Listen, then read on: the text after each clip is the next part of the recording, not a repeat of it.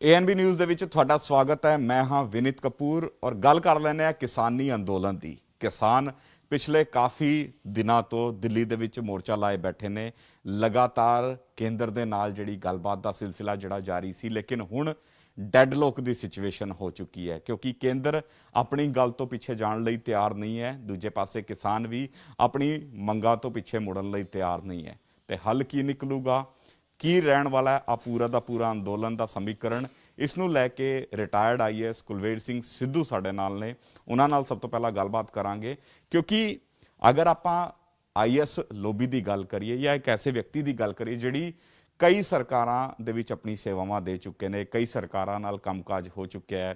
ਅਟਲ ਬਿਹਾਰੀ ਵਾਜਪੇਈ ਦੀ ਗੱਲ ਕਰੀਏ, ਉਹਨਾਂ ਨਾਲ ਰਹਿ ਚੁੱਕੇ ਨੇ, ਯਾਨੀ ਇੱਕ ਵੱਡਾ ਐਕਸਪੀਰੀਅੰਸ। ਔਰ ਉਹੀ ਸਾਨੂੰ ਚੰਗੀ ਤਰ੍ਹਾਂ ਦੱਸ ਸਕਦੇ ਨੇ ਕਿ ਆਖਿਰ ਆ ਡੈਡਲੋਕ ਦੀ ਸਿਚੁਏਸ਼ਨ ਕਿਸ ਤਰ੍ਹਾਂ ਬਣੀ, ਕੀ ਆ ਪੂਰਾ ਅੰਦੋਲਨ ਹੈ, ਕਿਆ ਇਸ ਦਾ ਕੋਈ ਹੱਲ ਨਿਕਲ ਸਕਦਾ ਹੈ।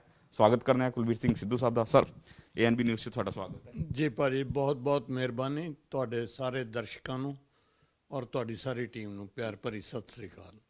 ਸਰ, ਸਿੱਧੂ ਸਾਹਿਬ, ਇੱਕ ਵੱਡਾ ਸਵਾਲ ਕਿਸਾਨੀ ਅੰਦੋਲਨ ਦੀ ਗੱਲ ਕਰ ਲੈਂਦੇ ਕਿਉਂਕਿ ਅੱਜ ਹਰ ਇੱਕ ਦੇਸ਼ ਦੀ ਨਿਗਾਹ ਭਾਰਤ ਵੱਲ ਨੂੰ ਹੈ। ਬਾਹਰਲੇ ਜਿਹੜੇ ਬੈਠੇ ਸਾਡੇ NRI ਨੇ, ਬਾਹਰਲੀਆਂ ਜਿਹੜੀਆਂ ਸਰਕਾਰਾਂ ਨੇ, ਉਹ ਵੀ ਸਾਡੇ ਵੱਲ ਨੂੰ ਵੇਖ ਰਹੇ ਆ ਕਿ ਆਖਿਰ ਇਸ ਅੰਦੋਲਨ ਦਾ ਨਿਚੋੜ ਕੀ ਨਿਕਲੂਗਾ। ਲੇਕਿਨ ਅੱਜ ਸਭ ਤੋਂ ਪਹਿਲਾਂ ਗੱਲਬਾਤ ਕਰ ਲੈਂਦੇ ਆ ਡੈਡਲੋਕ ਦੀ ਜਿਹੜੀ ਸਿਚੁਏਸ਼ਨ ਬਣ ਚੁੱਕੀ ਹੈ। ਸਿੱਧੂ ਸਾਹਿਬ, ਕਿੱਦਾਂ ਦੇਖਦੇ ਹੋ? ਇੱਕ ਵੱਡਾ ਡੈਡਲੋਕ ਹੋ ਗਿਆ। ਕੇਂਦਰ ਕਹਿੰਦਾ ਆਪਾਂ ਆਪਣੇ ਕਾਨੂੰਨ ਵਾਪਸ ਨਹੀਂ ਲੈਣੇ, ਕਿਸਾਨ ਕਹਿੰਦੇ ਜਦ ਤੱਕ ਕਾਨੂੰਨ ਵਾਪਸ ਨਹੀਂ ਹੋਣਗੇ ਅੰਦੋਲਨ ਸਾਡਾ ਜਾਰੀ ਰਹੂਗਾ, ਚਾਹੇ ਕੋਈ ਵੀ ਕੁਰਬਾਨੀ ਕਿਉਂ ਨਾ ਦੇਣੀ ਪਏ। ਇਹ ਸਿਚੁਏਸ਼ਨ ਜਿਹੜੀ ਅੱਜ ਬਣਦੀ ਨਜ਼ਰ ਆ ਰਹੀ ਹੈ, ਕਿਸ ਵੱਲ ਨੂੰ ਦੇਸ਼ ਜਾ ਰਿਹਾ? ਭਾਜੀ, ਸਭ ਤੋਂ ਪਹਿਲਾਂ ਤਾਂ ਨਾ ਮੈਂ ਇਹ ਗੱਲ ਕਰਾਂਗਾ, ਤੁਸੀਂ ਕਿਹਾ ਕਿ ਇਸ ਦੇ ਵੱਲ ਦੇਸ਼ ਵਿਦੇਸ਼ਾਂ ਤੋਂ ਨਜ਼ਰਾਂ ਲੱਗੀਆਂ ਹੋਈਆਂ, ਖਾਸ ਤੌਰ 'ਤੇ NRI ਦੀਆਂ ਲੱਗੀਆਂ ਹੋਈਆਂ, ਜਿਹੜੇ ਸਾਡੇ ਦੂਜੇ ਸੂਬੇ ਵੀ ਹਨ ਜਿਨ੍ਹਾਂ ਨੂੰ ਆਪਾਂ ਸਾਊਥ ਕਹਿੰਦੇ ਹਾਂ, ਮਹਾਰਾਸ਼ਟਰ ਕਹਿੰਦੇ ਹਾਂ, ਮੈਦਾਸ ਕਹਿੰਦੇ ਹਾਂ, ਕੇਰਲਾ ਕਹਿੰਦੇ ਹਾਂ। ਠੀਕ ਹੈ, ਇਹ ਸਾਰੇ ਦੇਸ਼ ਵਿਆਪੀ ਬਣ ਗਿਆ। ਤਾਂ ਉਸ ਦੇ ਵਿੱਚ ਮੈਂ ਇੱਕ ਗੱਲ ਕਰਦਾ ਕਿ ਤੁਸੀਂ ਉਹਨਾਂ ਦੀ ਗੱਲ ਥੋੜ੍ਹੀ ਜਿਹੀ ਭੁੱਲ ਗਏ ਹੋ। ਆਪਾਂ ਗੱਲਾਂ 'ਚ ਗੱਲਾਂ ਕਰ ਰਹੇ ਸੀ ਅਤੇ ਤੁਸੀਂ ਕਿਹਾ ਸੀ ਮੈਂ ਸਡੌਰੇ ਤੋਂ ਹਾਂ, ਹਰਿਆਣੇ ਤੋਂ। ਅਤੇ ਮੈਂ ਉਸ ਜਿਹੜਾ ਅੱਜ ਉਹ ਪ੍ਰੇਮ, ਉਹ ਸੈਂਟੀਮੈਂਟ ਜਿਹੜਾ ਗੁਆਚ ਗਿਆ ਸੀ ਸਾਡਾ 1966 'ਚ ਜਦੋਂ ਅਸੀਂ ਪੰਜਾਬ ਹਰਿਆਣਾ ਅਲੱਗ ਹੋਏ, ਅਤੇ ਇੱਕ ਸਾਡਾ ਸੈਂਟੀਮੈਂਟ ਬਣ ਗਿਆ ਸੀ ਪੰਜਾਬੀ ਹਰਿਆਣਵੀ, ਜੱਟ ਜਾਟ। ਹਾਲਾਂਕਿ ਇਹ ਇਨਸੈਪਰੇਬਲ ਸੀ, ਵੰਡਣਯੋਗ ਨਹੀਂ ਸੀ, ਵੰਡੇ ਗਏ। ਅੱਜ ਉਹ ਸੈਂਟੀਮੈਂਟ ਵੀ ਠੀਕ ਹੋ ਰਿਹਾ ਹੈ। ਅਤੇ ਵਿਨੀਤ ਕਪੂਰ ਜੀ, ਤੁਸੀਂ ਇੱਕ ਗੱਲ ਨੂੰ ਯਾਦ ਕਰੋ, ਗ੍ਰੀਨ ਰੈਵੋਲਿਊਸ਼ਨ ਆਪਾਂ ਇਕੱਠਿਆਂ ਨੇ ਲਿਆਂਦਾ ਸੀ। ਅਤੇ ਉਦੋਂ ਨਾ ਤੁਹਾਡੇ ਹਰਿਆਣੇ ਇੱਕ ਕਹਾਵਤ ਮਸ਼ਹੂਰ ਹੁੰਦੀ ਸੀ ਖੁਸ਼ਹਾਲੀ ਦੇ ਪੱਖੋਂ ਕਿ ਭਾਈ ਹਮਾਰੇ ਗਾँव ਮੇਂ ਤੋਂ ਊਂਟ ਜਲੇਬੀ ਨਾ ਖਾਏ ਥੇ। ਅਤੇ ਹੁਣ ਅੱਜ ਦੇਖ ਦੋਨੋਂ ਹੀ ਉਹ ਅੰਨਦਾਤੇ, ਔਰ ਉਸ ਵੇਲੇ ਦੇ ਅੰਨਦਾਤਾ ਉਹੀ ਸੀ। ਉਦੋਂ ਕਦੇ ਮੱਧ ਪ੍ਰਦੇਸ਼ ਨਹੀਂ ਸੀ ਆਇਆ, ਉਦੋਂ ਮਹਾਰਾਸ਼ਟਰ ਨਹੀਂ ਸੀ ਕਦੇ ਆਇਆ। ਤਾਂ ਉਹ ਅੱਜ ਠੂਠਾ ਫੜੀ ਦਿੱਲੀ ਬੈਠੇ ਹੈ। ਅਤੇ ਇਹ ਜਿਹੜਾ ਜਿਸ ਨੂੰ ਤੁਸੀਂ ਅੰਦੋਲਨ ਕਹਿੰਦੇ ਹੋ, ਜਦੋਂ ਇਸ ਦੇ ਵਿੱਚ ਬਾਹਰਲੇ ਮੁਲਕ ਅਤੇ ਉਹਨਾਂ ਦੇ ਟਰੂਡੋ ਵਰਗੇ ਲੀਡਰ ਸ਼ਾਮਲ ਹੋ ਗਏ ਹੈ, ਤਾਂ ਮੈਂ ਕਹਿੰਦਾ ਮੇਰੇ ਵੀਰ, ਇਹ ਤਾਂ ਇੱਥੇ ਇਹਨਾਂ ਦਾ ਮੀਟਿੰਗਾਂ ਕਰਦੇ ਨੇ, ਮੀਟਿੰਗਾਂ ਕੀ ਹੈ, ਤਾਂ ਮਹਾਭਾਰਤ ਬਣ ਗਿਆ।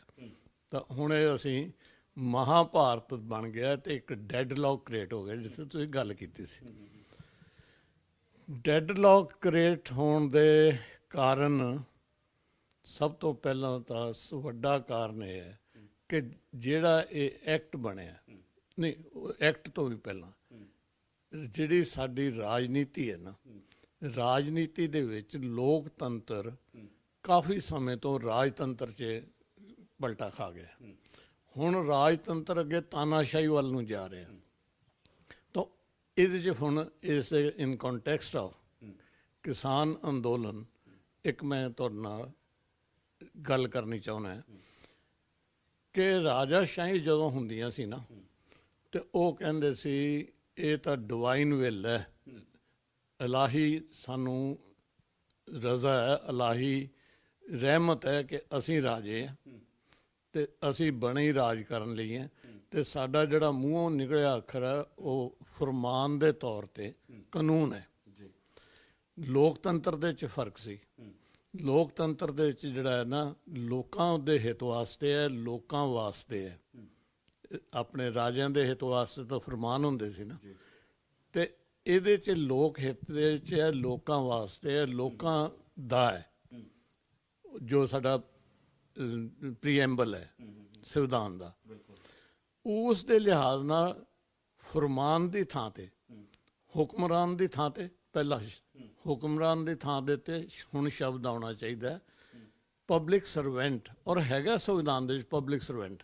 ਹੁਣ ਤੁਸੀਂ ਦੱਸੋ ਕਿ ਪ੍ਰਾਈਮ ਮਿਨਿਸਟਰ ਸਾਹਿਬ ਤੋਂ ਲੈ ਕੇ ਮੇਰੇ ਤੱਕ ਤੇ ਥੱਲੇ ਦਰਜਾ ਬਦਰਜਾ ਛੋਟੇ ਮੁਲਾਜ਼ਮਾਂ ਤੱਕ ਕਹਿੰਦੇ ਤਾਂ ਪਬਲਿਕ ਸਰਵੈਂਟ ਹੈ, ਪਰ ਐ ਨਹੀਂ ਤੁਹਾਨੂੰ ਲੱਗਦਾ ਵੀ ਪਬਲਿਕ ਸਾਡੀ ਸਰਵੈਂਟ ਹੈ, ਅਸੀਂ ਪਬਲਿਕ ਦੇ ਸਰਵੈਂਟ ਨਹੀਂ ਹੈ।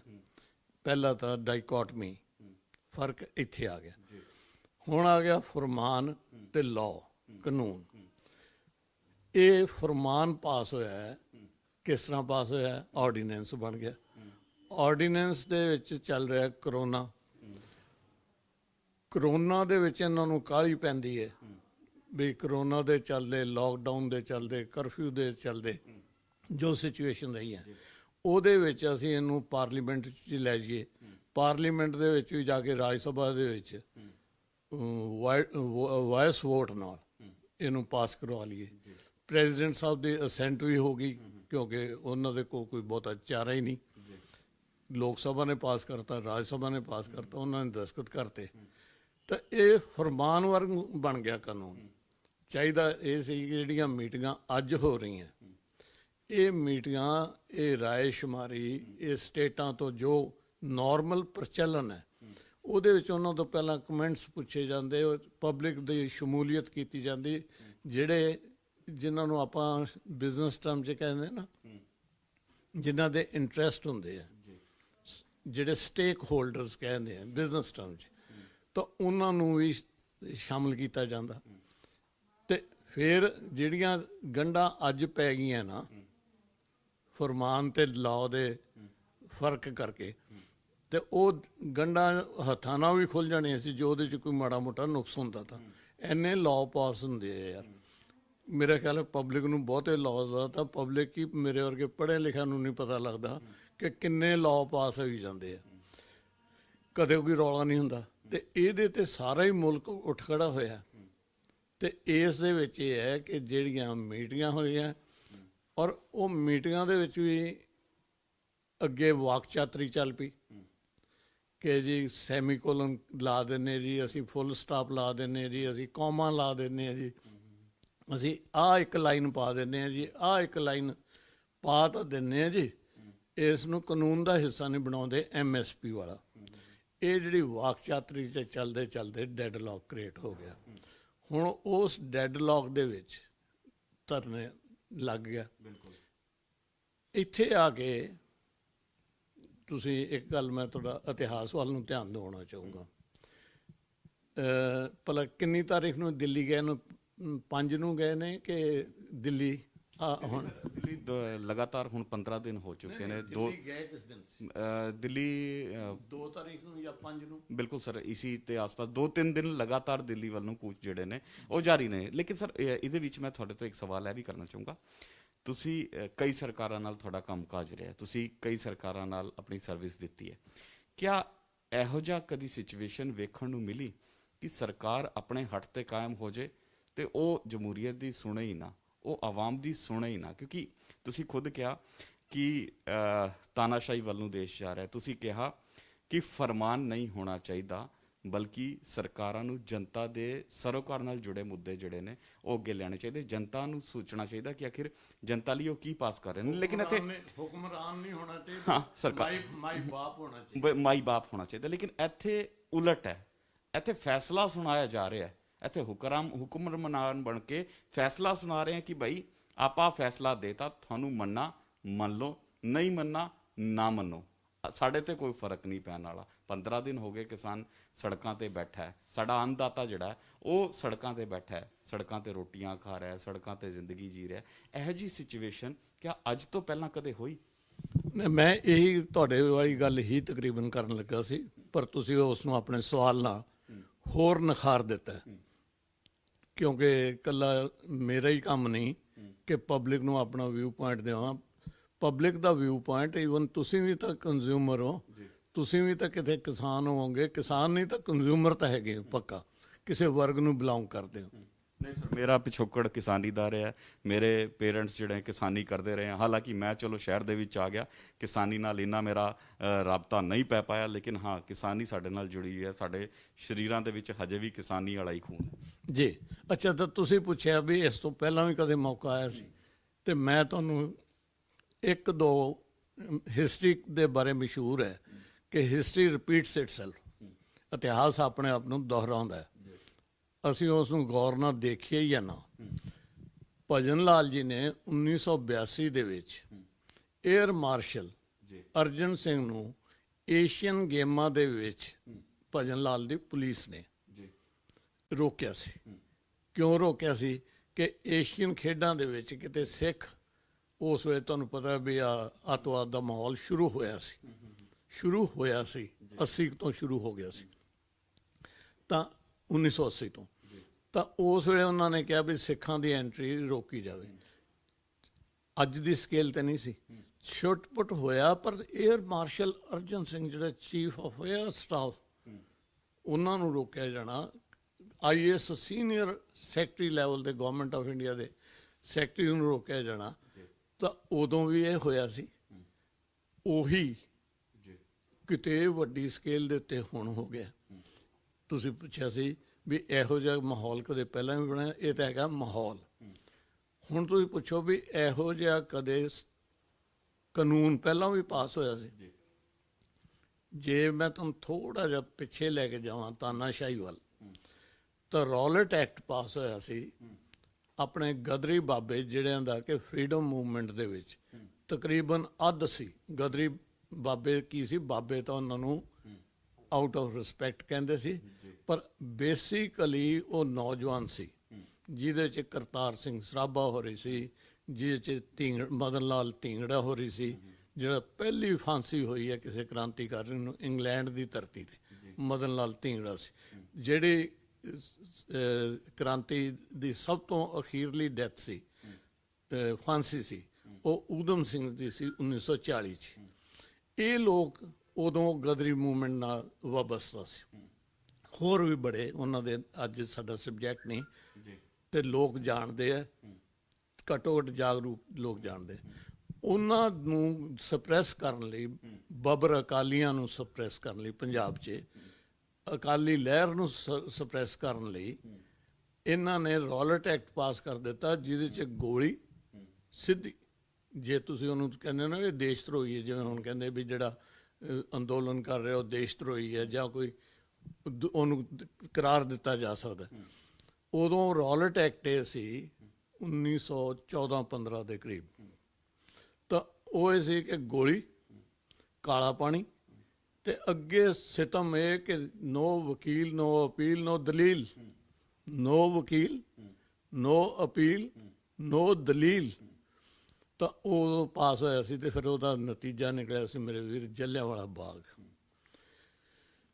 ਫਿਰ ਜਿਹੜੇ ਤੁਹਾਡੀ ਉਮਰ ਦੇ ਹੈਗੇ ਹੋ, ਈਵਨ ਮੇਰੀ ਉਮਰ ਦੇ ਵੀ, ਕਿਉਂਕਿ ਮੈਂ ਕਿਹੜਾ ਰੌਲਟ ਐਕਟ ਵੇਲੇ ਸੀ, ਆਜ਼ਾਦ ਭਾਰਤ ਦੇ ਵਿੱਚ 1975 'ਚ ਐਮਰਜੈਂਸੀ ਲੱਗੀ। ਉਹ ਐਮਰਜੈਂਸੀ ਆਪਾਂ ਫਿਰ ਸਾਰਿਆਂ ਨੇ ਭੁਗਤਿਆ ਨੇ। ਪੰਜਾਬ ਨੇ ਤਾਂ ਖਾਸ ਤੌਰ 'ਤੇ ਫਿਰ ਉਹਦੀ ਢਾਈ ਨਾ ਢਾਈ ਲੱਗਦੀ ਕਿ ਆਪਾਂ ਪੇਂਡੂ ਬੰਦੇ ਆ, ਜਦੋਂ ਰੱਸੀ ਬਣਾਉਂਦੇ ਆ ਨਾ, ਤੇ ਉਸ ਨੂੰ ਜਿਹੜੀ ਨਾਲ ਨਾਲ ਉਹਦੇ ਹੋਰ ਸ਼ਾਮਲ ਕਰਦੇ, ਉਹਨੂੰ ਢਾਈ ਨਾ ਢਾਈ ਕਹਿੰਦੇ, ਟੂ ਇਨ ਕੰਟੀਨਿਊਟੀ।